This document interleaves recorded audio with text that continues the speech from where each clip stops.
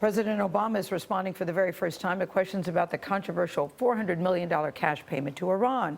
It was one of the issues that came up at his news conference yesterday at the Pentagon.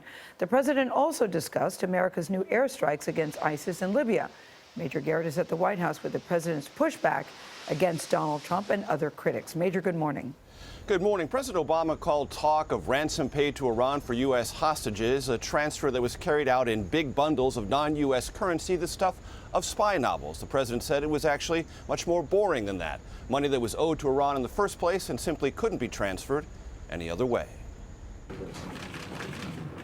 After reviewing military efforts against ISIS in Iraq and Syria, Good afternoon, everybody. President Obama for the first time addressed questions about a $400 million payment to Iran at the time 4 detained Americans were released. We announced these payments in January, many months ago.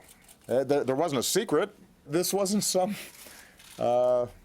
nefarious deal. We do not pay ransom for hostages. We do not pay ransom. We didn't here, and we won't in the future. As yet, the administration has refused to say if the plane ferrying the Americans from Iran to Switzerland departed before or after the currency arrived, deepening the sense Iran viewed it as ransom. The president suggested the nature of the payment, not the timing, made the story intriguing.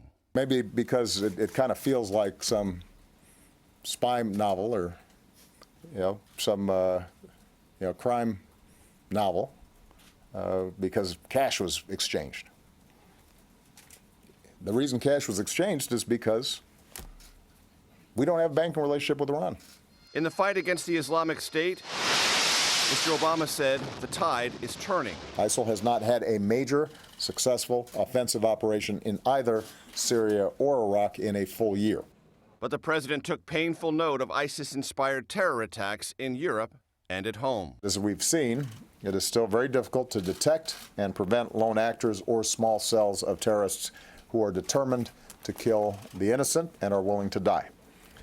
The president also touted coalition airstrikes that took off the battlefield 3 top ISIS commanders and intelligence gained from former ISIS strongholds in Iraq and Syria. Josh, it was by far the most optimistic assessment of the battle against the Islamic State, and one that obviously flies in the face of unrelenting criticism from GOP nominee Donald Trump.